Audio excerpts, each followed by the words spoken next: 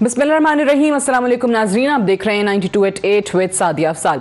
नाज़रीन, जहां पर हुकूमत की तरफ से दावे किए जा रहे हैं कि इन मुश्किल तरीन हालात में मईशत को सामने रखते हुए, फिर कोरोना वबा को सामने रखते हुए इससे ज़्यादा बेहतर बजट बन ही नहीं सकता था जो कि कल शौकत तरीन साहब ने पेश किया है।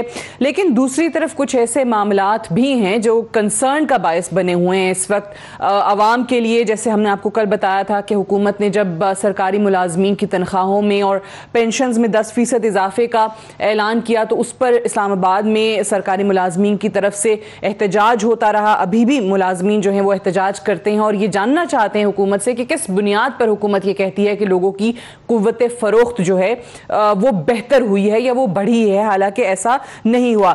दूसरी तरफ आज तरीन साहब ने दो चीज़ें कही, क्योंकि हर साल हम देखते हैं कि जब एक बजट आता है तो उसके बाद कई छोटे छोटे मिनी बजट जिनको कहा जाता है वो आना शुरू हो जाते हैं और कीमतें फिर बढ़ती चली जाती हैं, आवाम के लिए मुश्किलात में इजाफा होता चला जाता है। आज तरीन साहब ये कहते हैं कि हम कोई मिनी बजट नहीं लाएंगे। कल एक ऐलान हुआ था मोबाइल कॉल्स पर, डेटा पर और SMS सर्विस पर, उन्होंने कहा था कि जी टैक्स लगेगा। आज वो तजवीज़ वापस ले ली गई है। एक और चीज़ जो आवाम के लिए तशवीशनाक है वो ये कि सेल्स टैक्स की छूट जो ख़त्म की गई है उसके बाद 30 के करीब ऐसी अशिया हैं जो कि FBR ने फाइनेंस बिल के ज़रिए सेल्स टैक्स एक्ट के 6ठे शेड्यूल से उन 30 चीज़ों को निकाल दिया है। उसके बाद क्या होगा कि वो जो ज़रूरी अजनास हैं, वो जो इस्तेमाल की लोगों की चीज़ें हैं, उनकी कीमत बढ़ जाएगी। अब इसमें अंडे हैं, घी है, दूध है, जूसेस हैं, फ्रोज़न गोश्त और दीगर अशिया हैं, ये महंगी हो जाएंगी। आवाम ये पूछना चाहती है कि मैक्रो इकनॉमिक इंडिकेटर्स जो आप बहुत बेहतरीन दिखाते हैं आवाम को कि हमने एक सख्त मईशत के हालात को सामने रखते हुए बड़े ज़बरदस्त फैसले किए हैं, तो आखिर इसका ट्रिकल डाउन इफेक्ट आवाम तक क्यों नहीं पहुंचता, इसके समरात आवाम तक क्यों नहीं पहुंचते, महंगाई में कमी जो है वो क्यों नहीं हो पाती है। साथ ही साथ लोड शेडिंग जो है वो पूरे मुल्क में हम देख रहे हैं कि बढ़ती चली जा रही है, इंक्लूडिंग कैपिटल दारुल खिलाफा इस्लामाबाद की अगर हम बात करें तो यहाँ भी मुख्तलिफ सेक्टर्स में कई घंटों की लोड शेडिंग हो रही है। एक तरफ हुकूमत ये कहती है कि डिमांड से ज़्यादा हम बिजली बना रहे हैं, कैपेसिटी जो है वो हमने अच्छी कर ली है, तो अगर बिजली ज़्यादा बन रही है तो फिर इतने घंटों की लोड शेडिंग क्यों पूरे मुल्क में की जा रही है। एक तो सवाल ये पैदा होता है। अब अहम सवाल ये है कि इस बजट में जितनी चीज़ें बताई गई हैं क्या वाकई उन पर अमल दरामद करा लिया जाएगा। फिर बजट पास करने के हवाले से हुकूमत को बहुत यकीन है कि उनके लिए कोई मुश्किलात नहीं होंगी, लेकिन अगर हम हुकूमत की इत्तेहादी जमात पाकिस्तान मुस्लिम लीग की बात करें तो उनके कुछ तहफ़्फ़ुज़ात हैं। मंगल के रोज़ जो काबीना का इजलास हुआ था उसमें सिलसिला शुरू हुआ जहाँ पर हाउसिंग के वज़ीर हैं तारिक बशीर चीमा साहब, उन्होंने जवाब दिया शाह महमूद कुरैशी साहब की किसी बात पर जो पूछना चाह रहे थे कि जी हुकूमती बिजनेस में ये इत्तेहादी जमात क्यों नहीं आ रही, और फिर वहाँ पर थोड़ी सी उनकी तल्ख कलामी भी हुई शाह महमूद कुरैशी साहब से और वज़ीर आज़म से उन्होंने कहा कि जी पूछें चीमा साहब से, इस इत्तेहादी जमात से पूछें कि ये क्यों नहीं आते। वहाँ पर चीमा साहब ने कहा कि हमारे कुछ मुतालबात हैं वो यहाँ तो नहीं लेकिन आपको यानी वज़ीर आज़म साहब को वो अकेले में ज़रूर बताएंगे। कल भी यही हुआ कि जब बजट प्रेजेंट हो रहा था तो उससे पहले हुकूमत का और इत्तेहादी जमातों का इजलास था, वहाँ पाकिस्तान मुस्लिम लीग नहीं गई, क्या वजूहात हैं, इन तमाम चीज़ों के हवाले से बात करेंगे। इस्लामाबाद स्टूडियो में सेनेटर कामिल अली आगा साहब हमें ज्वाइन कर रहे हैं, बहुत शुक्रिया आपका। सीनियर रहनुमा पाकिस्तान मुस्लिम लीग के मलिक अहमद खान साहब हमारे साथ मौजूद हैं, सीनियर रहनुमा पाकिस्तान मुस्लिम लीग नून के, और हुमायूं अख्तर खान साहब हमारे साथ मौजूद हैं, सीनियर रहनुमा PTI से। आप तीनों को प्रोग्राम में खुश आमदीद कहते हैं। आगा साहब आप ही से ज़रा आगाज़ करते हैं, ज़रा ये बता दें कि अब हुकूमत कहती है कि बड़े आसानी से बिल पास करवा लेंगे और शायद आप उसमें मदद कर भी दें, ज़ाहिर हुकूमत की इत्तेहादी जमात हैं, लेकिन ये बजट कल बड़ा अहम दिन था, उससे पहले आखिर क्या वजूहात क्या हैं कि आपके ये इख्तलाफात सामने आने लग गए? सादिया, ये पहले दिन से ही है, ये कोई आज नई बात नहीं है। जब से हम इनके इत्तेहादी बने हैं, एक रवश जो PTI के अंदर देखी गई है वो ये है कि ये कंसल्टेशन नहीं करते, मुशावरत तो इनके अपना DNA में है ही नहीं। और ये सोलो मूव करते हैं, सोलो फ्लाइट करते हैं। मैं समझता हूँ कि इनको सियासत के जो क़वाइद व ज़वाबित हैं वो अब सीख जाने चाहिए अलाइड पार्टीज़ के साथ। जबकि हमारे साथ जो मुआदा हुआ था उसके अंदर सबसे पहली शिक्की यही थी कि डे टू डे इश्यूज के ऊपर कंसल्टेशन होगी, ठीक है, और जो फैसले होंगे कंसल्टेशन के बाद उसके ऊपर अमल दरामद की, इम्प्लीमेंटेशन की जिम्मेदारी जो है वो हुकूमत की होगी। तो उसके बाद पॉलिसी मेकिंग प्रोसेस जो है उसके अंदर भी बड़े अच्छे फैसले हुए। इब्तिदा में जो वादा था वो उसमें ये था कि पॉलिसी मेकिंग में हमारे साथ कंसल्टेशन होगी, हमारी इनपुट शामिल होगी, ठीक है, लेकिन आज तक हमें ये गिला ही रहा है। और जब कभी भी हम एहतजाज करते हैं अपने तहफ़्फ़ुज़ात, तो फिर उसके बाद अल्टीमेटली वुज़रा आते हैं, वो डेलीगेशन आते हैं, बातचीत करते हैं, हर चीज़ मान के चले जाते हैं, उसके बाद अमल दरामद नहीं होता। अच्छा, ये ट्यूसडे को क्या वजह बनी जो शाह महमूद कुरैशी ने कहा कि जी क्यों नहीं आए हुकूमती बिजनेस में, वो क्या मामला था? एक फिक्र मैं अर्ज कर दूं कि कंसल्टेशन जब प्राइम मिनिस्टर के साथ होती है, जब प्राइम मिनिस्टर नोटिस लेते हैं इस बात का, तो फिर अमल दरामद शुरू हो जाता है। कल भी यही हुआ कि हमारी जो रिजर्वेशंस थी उनको बजाय ये कि प्राइम मिनिस्टर पहले से ही, प्राइम मिनिस्टर को तो पता था हर चीज़ का, तो प्राइम मिनिस्टर को चाहिए था कि प्राइम मिनिस्टर साहब जो है बजट के मामले में भी हमारे साथ कंसल्टेशन करते हैं। ये बड़ा अहम डॉक्यूमेंट होता है बजट का, यानी जितने मुंतखब लोग हैं अगर वो इस मौके पे लाजश कर जाए, ज़रा सी कोताही कर जाए, तो पूरा साल उनको भुगतना पड़ता है और फिर आइंदा इलेक्शन के लिए भी बड़ी मुश्किलात होती है। कंसल्टेशन हुकूमत के डीएनए में नहीं है, डे वन से ही आपके साथ यही रवैया रखे हुए, लेकिन आप ज़ाहिर मुशावरत नहीं की, लेकिन जब बजट कल पेश हो गया तो कैसा लगा आपको बजट? नहीं, उसके बाद मैं अर्ज करता हूँ ना कि उसका फिर जब हम पार्लिमानी लीडर्स की मीटिंग में नहीं गए, सेनेट की और कौमी असम्बली की इकट्ठी थी, मैं भी नहीं गया और उधर से चीमा साहब भी नहीं गए, तो फिर नोटिस हुआ प्राइम मिनिस्टर साहब का और उन्होंने फिर इस बात को यकीन दहानी करा दी कि आपके सुने जाएंगे, ये फलां लोग जो है ये कंसल्ट करके बजट एनुअल डेवलपमेंट प्रोग्राम के अंदर आपकी सिफारिशात जो है वो शामिल कर ली जाएंगी।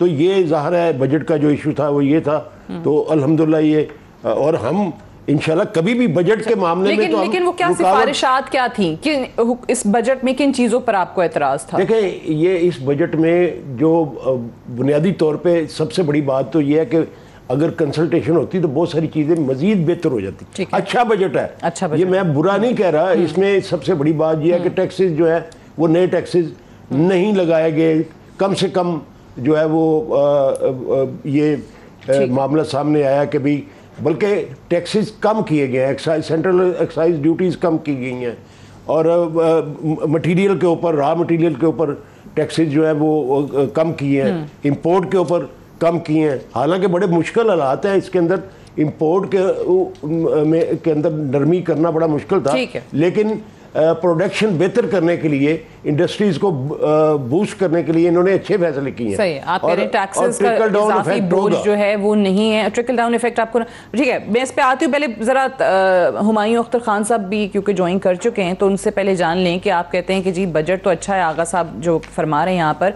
लेकिन मुशावरत अगर आप लोग कर लेते हैं तो ज़्यादा बेहतर हो जाता। वो कहते हैं कि जी PTI का डे वन से इशू ही यही है कि इत्तेहादी जमातों से मुशावरत नहीं करते। सो ये क्या वजह है कि हुमायूं साहब के हम हर किसी ऐसे ओकेजन पर देखते हैं कि कोई ना कोई इत्तेहादी जमात जो है वो तहफ़्फ़ुज़ात सामने आते हैं, वो नाराज़ हो जाते हैं, फिर जब आप लोगों का मामला सामने आए कि आपको उनके वोटों की ज़रूरत पड़े या वैसे कहीं पे ज़रूरत पड़े तो फिर आप लोग जाते हैं, मनाते हैं, और इस दफ़ा भी ऐसा ही हुआ। वैसे मेरे भाई कामिल अली आगा साहब से पूछिए कि तकरीबन जितने अरसे मैं सियासत में हूँ वो भी रहे हैं, आज तक कभी ऐसा बजट देखा है जिसमें इत्तेहादी जमातें जो हैं वो गिले शिकवे ना करें। हमारी भी ये बहुत ही काबिल एहतराम जमात है, और अगर तो कंसल्टेशन नहीं हुई, कंसल्टेशन ज़रूरी नहीं प्राइम मिनिस्टर की सतह पे ही हो, आखिर में उस सतह पे भी होनी चाहिए, लेकिन बाकी जो बजटरी प्रोसेस है उसमें नेशनल असेंबली के अंदर बिल्कुल कंसल्टेशन होनी चाहिए। अगर नहीं हुई तो अभी भी टाइम है आका साहब, अभी बजट स्पीच होगी और फिर अमेंडमेंट्स आएंगी, तो अभी भी आपके जो मशवरे हैं, मुझे यकीन है बहुत अच्छे मशवरे हैं, वो इनकॉर्पोरेट हो सकते हैं।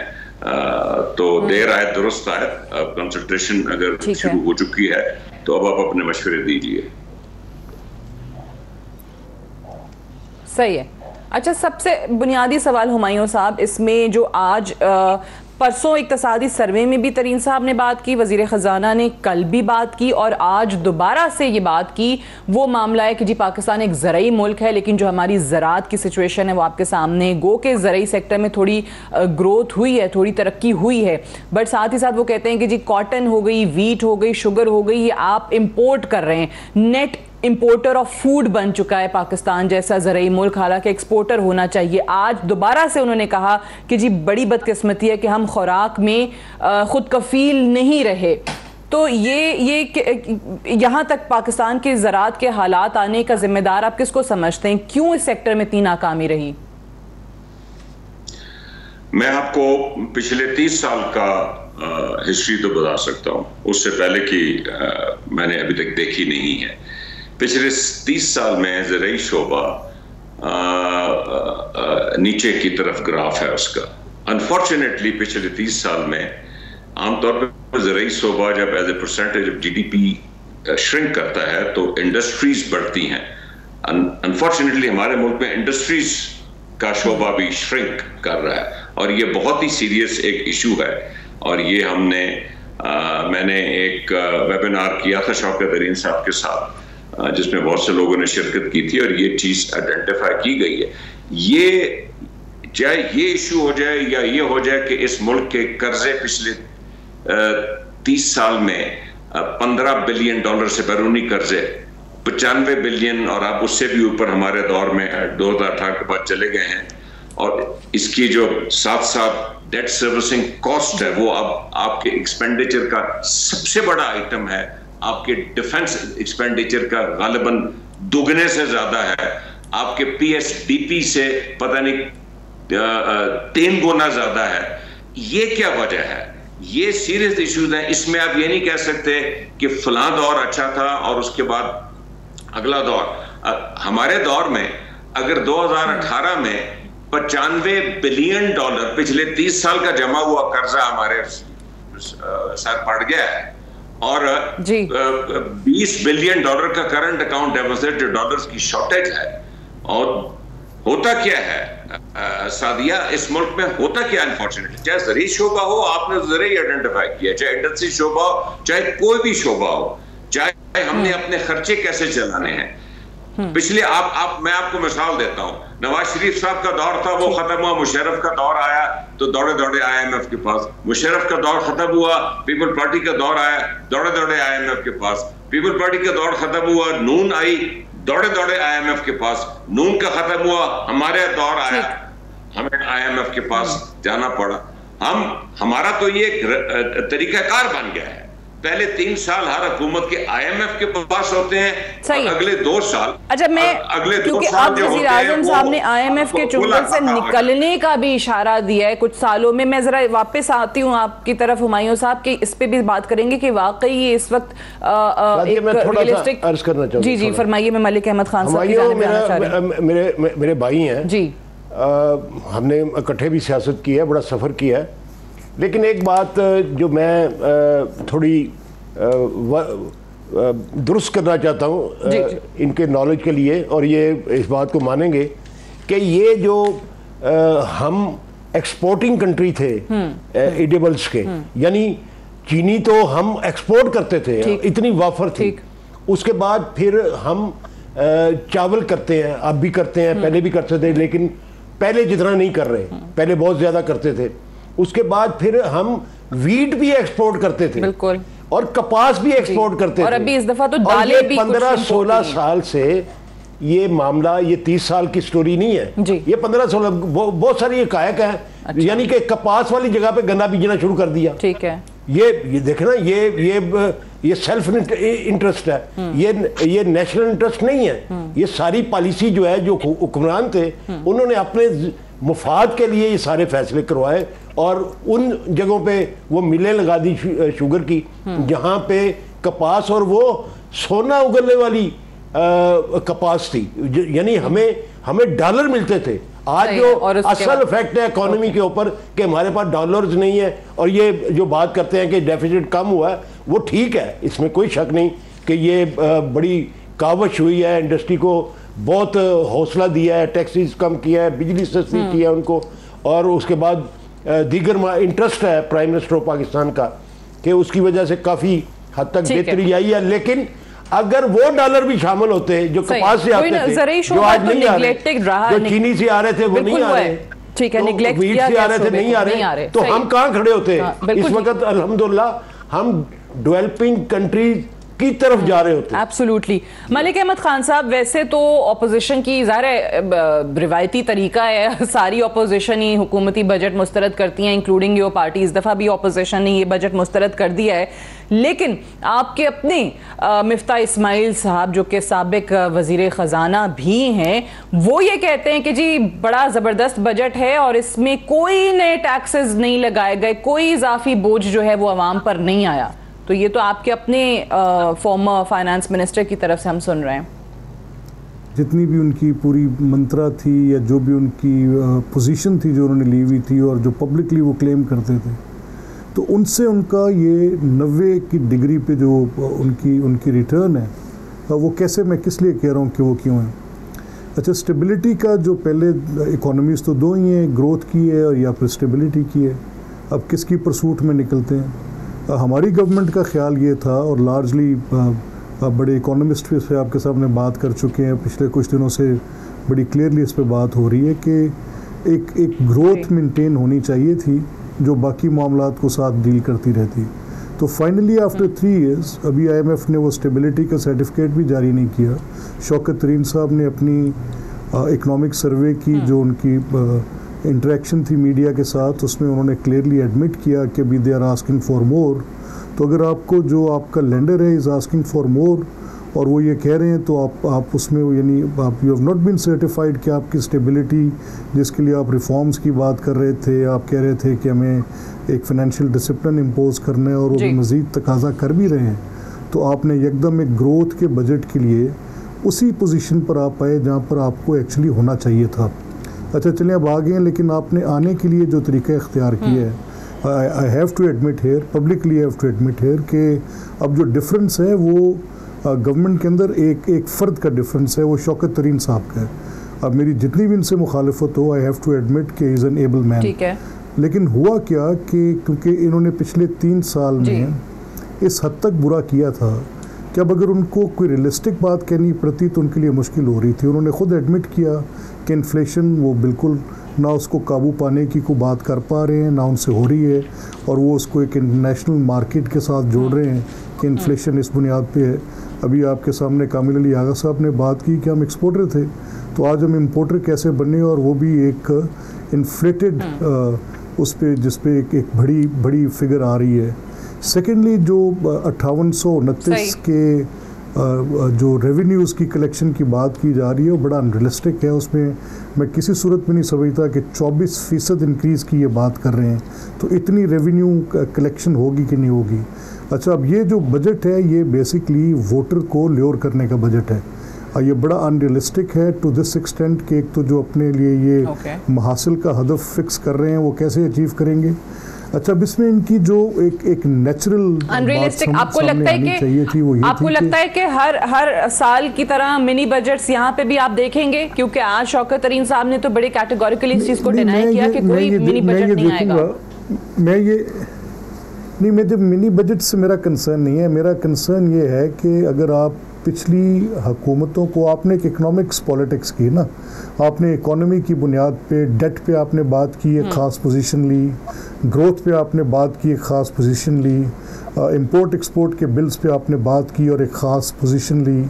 अब आपकी कौन सी वो एक्सपोर्ट पॉलिसी ड्रिवन है, यानी अगर आप एट द बेस्ट अगर अचीव करते हैं तो एक 25 बिलियन का एक्सपोर्ट अचीव करेंगे, ये मेरे सामने फिगर्स पड़े हैं, तो वो 200 मिलियन सिर्फ ज़्यादा होगा जो 2018 में मुस्लिम लीग नून का था। तो उस ग्रोथ को जो 5.8 पे थी उसको वापस धक्का दे के बिफोर कोविड आप उसको 1.9 तक लेकर गए, तो जो 3.8 का फ़र्क था और जो सफ़र किया सबने, लार्ज स्केल मैन्युफैक्चरिंग ने सफ़र किया, आपकी बिजनेस कम्युनिटी ने, आपके हर शोबे ज़िंदगी ने आपने बुरी तरह मुतासिर किया। अब उनकी रिकवरी के टाइम पर आपने रादर अब you are addressing the gallery now, अब आप वोटर को ल्योर करने के लिए एक ख़ास किस्म के नंबर्स पिच कर रहे हैं। अगर आपकी डेट ग्रोन इकोनॉमी आपके लिए कर्ज नहीं है तो आप ठीक है, मुझे एक ब्रेक के लिए भी जाना है। मलिक साहब, आप कह रहे हैं कि जनाब वोटर के लिए ये बजट आया है अनरियलिस्टिक, आप इसको कह रहे हैं, और फिर अभी जो 3.9% ग्रोथ रेट हमें बताया गया, अब 4.8% जो है अगला टारगेट है, आप कहते हैं कि ये भी दुरुस्त नहीं है। 5.8% जो मुस्लिम लीग नून के दौर में था उससे नीचे लाए गए। मुझे एक ब्रेक लेने दीजिए, ब्रेक से वापस आते हैं तो डिस्कशन को यहीं से आगे बढ़ाएंगे। Stay tuned.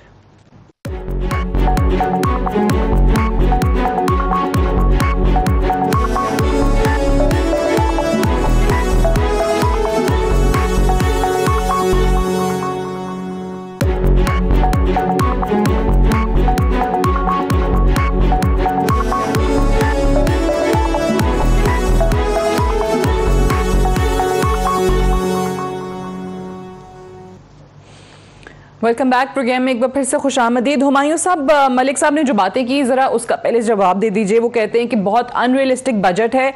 ये वो चीज़ें कह रहे हैं जो पीटीआई पाकिस्तान मुस्लिम लीग नवाज के आखिरी 1-2 सालों के जो बजट्स होते थे उस पर तनकीद किया करती थी कि ये सिर्फ और सिर्फ इलेक्शन को सामने रखते हुए या वोटर को अट्रैक्ट करने के लिए बनाया गया है। असल सवाल दोबारा वही आ जाता है कि क्या जो चीज़ें कही गई हैं जो बहुत हमें अच्छी लग रही हैं, आइडियल लग रही हैं, उन पर अमल दरामद मुमकिन हो पाएगा?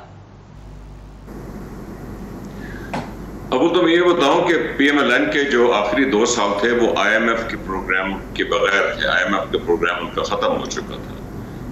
हम सबको ये मालूम होना चाहिए कि पाकिस्तान अभी तक आईएमएफ के प्रोग्राम में ही है और हम उसी के अंडर चल रहे हैं।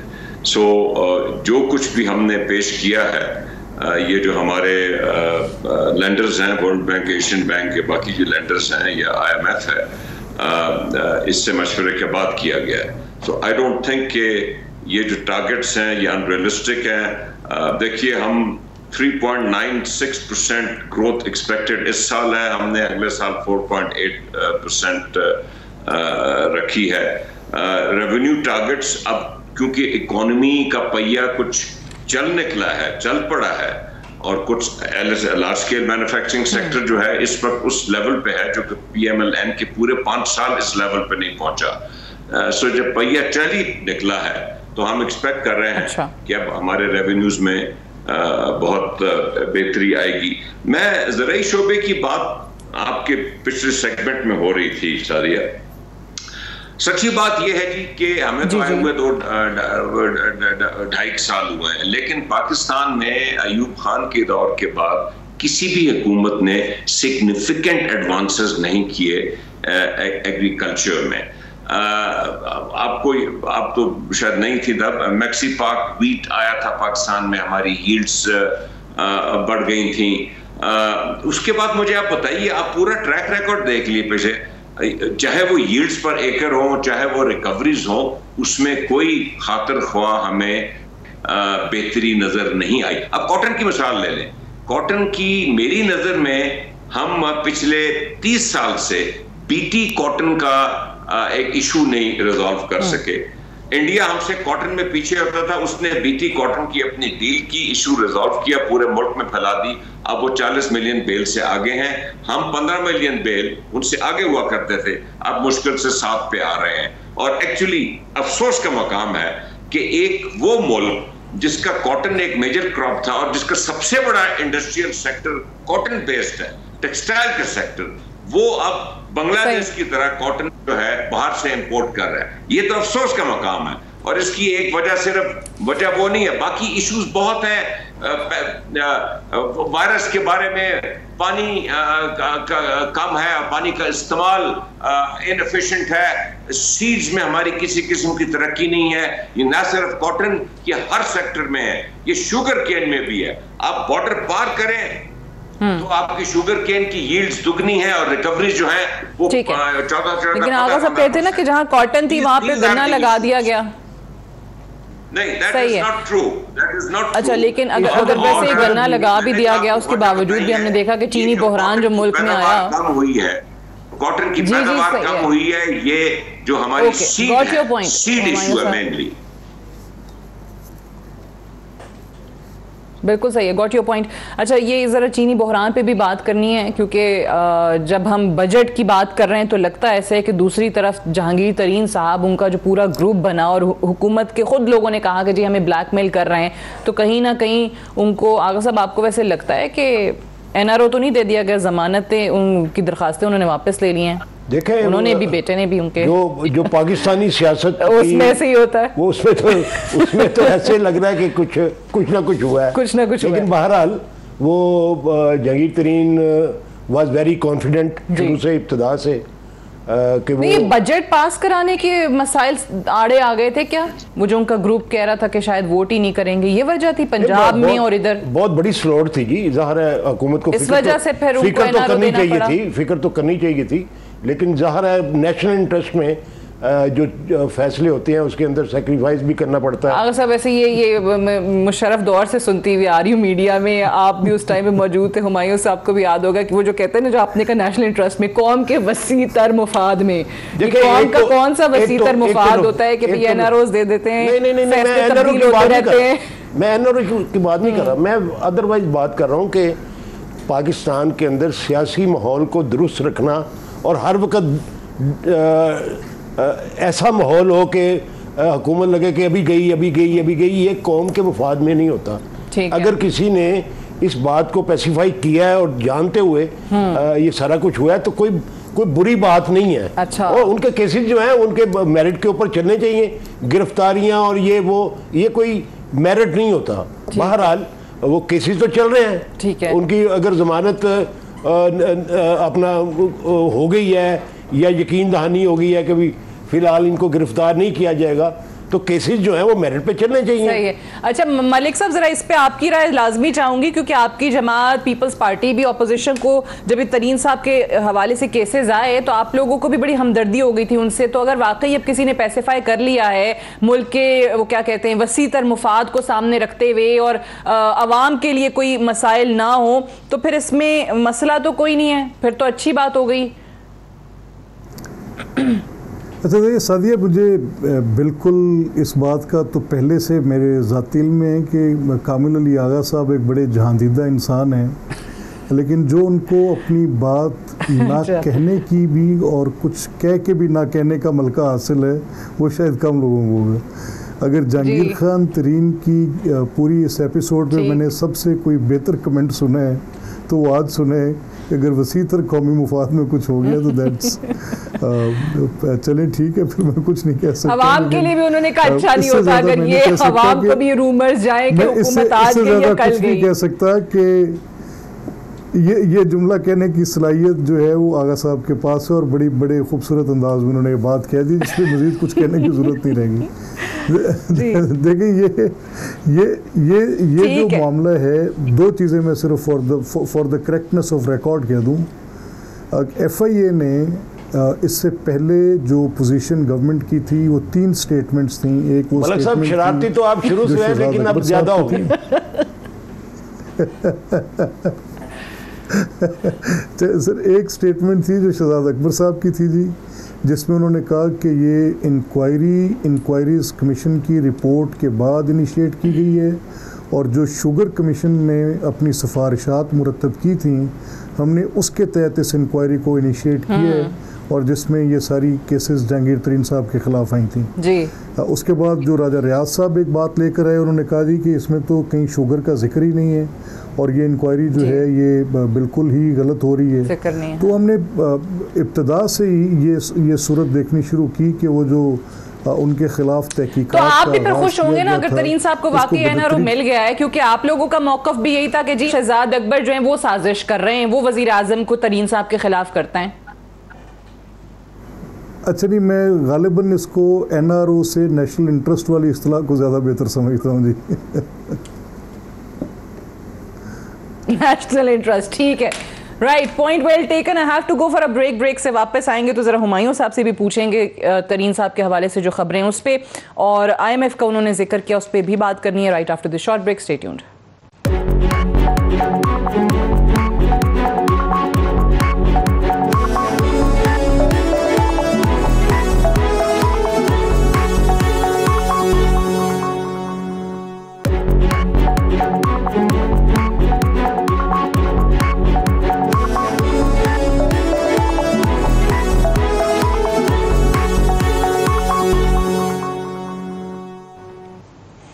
Welcome back. प्रोग्राम में एक बार फिर से खुश आमदीद। हुमायूं साहब, जहांगीर तरीन साहब के हवाले से जो बात हो रही थी, पहले तो ये बता दें कि आपकी हुकूमत ने क्या वाकई कौम के वसीतर मुफाद में, नेशनल इंटरेस्ट में, वो जो ब्लैकमेलिंग थी, खुद आप लोग आकर कहते थे कि जी हम ब्लैकमेलिंग में नहीं आएंगे, वज़ीर आज़म कहते थे शुगर माफिया को नहीं छोड़ूंगा, तो अब उनके साथ मामलात तय कर लिए हैं? जी, ये जो पूरा ग्रुप है सो कॉल्ड जहांगीर तरीन साहब का, इसमें शुगर रिलेटेड तो मेरे ख्याल वो खुद ही हैं, बाकी सबको तो आप माफिया ना बना देना। दूसरी बात ये है कि आप देख रही हैं कि मुसलसल जो जहांगीर तरीन साहब पे केसेस हैं वो चल रहे हैं, अदालतों में पेशियां हो रही हैं, बेल्स मिल रही हैं और कार्रवाई हो रही है। सो ये तो बिल्कुल भी नहीं कहा जा सकता कि किसी किस्म का NRO मिला है।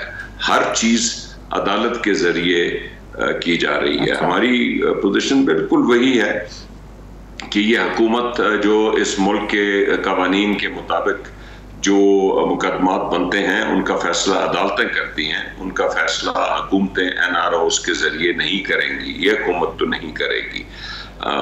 बाकी आप देखेंगी कि ये जो ग्रुप बना है पंजाब असेंबली में और वफाक की असेंबली में, जहांगीर तरीन साहब ने इस पार्टी के लिए मेहनत की है, लेकिन अगर जहांगीर तरीन की कोई भी लॉयल्टी है इस पार्टी के साथ और बाकी जो इनके साथी हैं, मैं नहीं समझता कि वो किसी किस्म का कोई किरदार अदा करेंगे इस बजट प्रोसेस में या उसके बाद किसी भी प्रोसेस में हुकूमत के खिलाफ चलने का। एक बात जहन में रखिए कि ये जो पूरा ग्रुप है मनी बिल, बजट का मनी बिल होता है, और ये जो अगर कोई और कार्रवाई हो असेंबलीज में वोटर, तो ये FIA का वहां पे अदालत में कह देना कि भाई इनकी गिरफ्तारी की जरूरत नहीं है, ना इनके बेटे की, और उनकी जमानतों की दरखास्तें वापस ले लेना, it has nothing to do with this NRO या जो भी।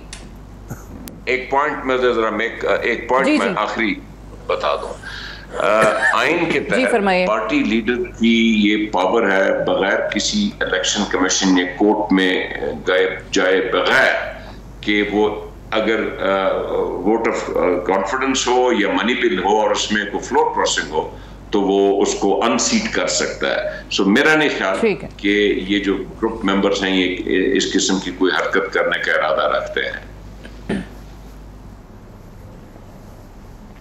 चलें, ग्रुप मेंबर्स वो कहते हैं कि जिस किस्म की हरकत करने का इरादा नहीं रखते, बजट के पास होने में भी कोई मसला नहीं होगा, ज़ाहिर आप लोग भी वोट करेंगे, बाकी इत्तेहादी भी वोट करेंगे।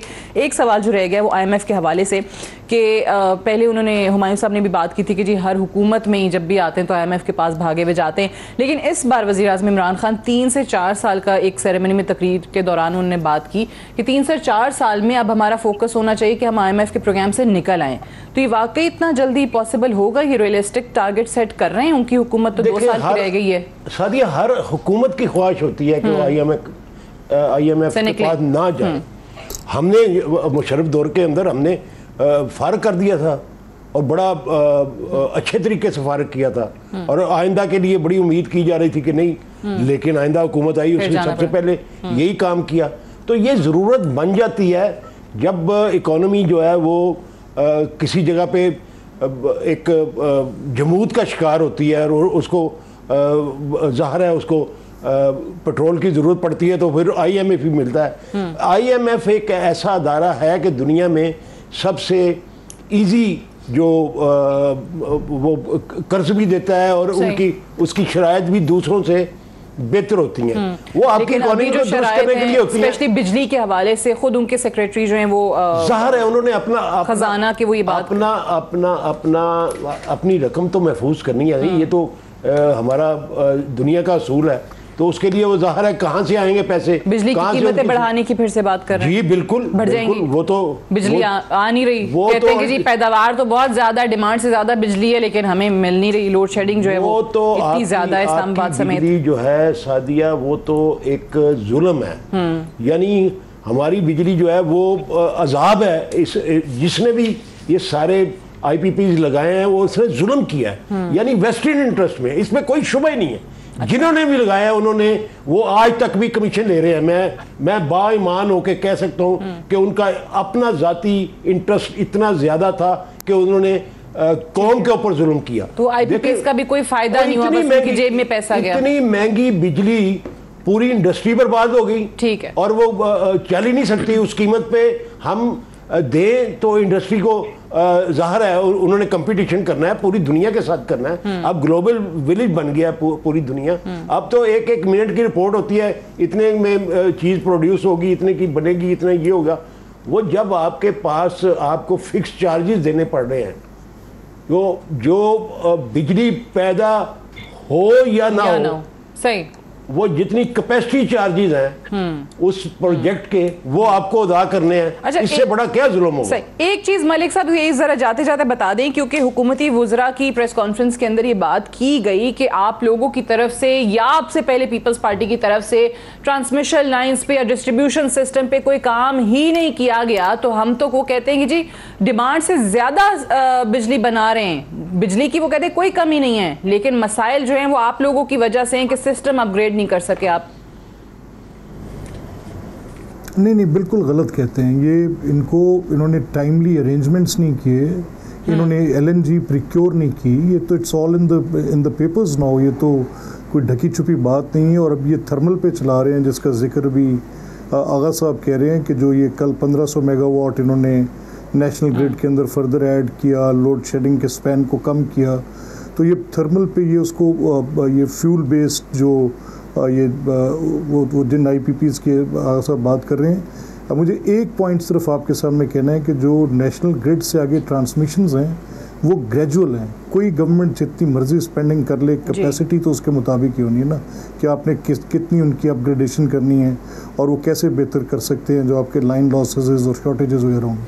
लेकिन एक हार्ड फैक्ट जो पिछले जब से हुकूमत आई थी, इनके तवानाई के वज़ीर उमर अयूब साहब, डिफरेंट मीडिया इंटरेक्शंस में मेरी भी उनसे बात हुई, लेकिन कल जब शौकत तरीन साहब ने इकनॉमिक सर्वे की रिपोर्ट पेश की तो उन्होंने फाइनली ये एडमिट किया कि ये जो हमारी IPPs की बेस्ड हम जनरेशन करते थे, LNG की बेस्ड पे जब हमने किया तो 234 अरब की बचत 2017 से 2020 के दौरान हुई है। तो ये पहले एडमिशन है इन द राइट पोजीशन जो शौकत तरीन साहब ने आकर एक बिल्कुल एग्जैक्ट पोजीशन आपके सामने। अनफॉर्चुनेटली मेरे पास टाइम बिल्कुल खत्म हो गया। मलिक साहब बहुत बहुत शुक्रिया, मलिक अहमद खान साहब, हुमायूं अख्तर खान साहब, कामिल अली आगा साहब प्रोग्राम में ज्वाइन करने के लिए।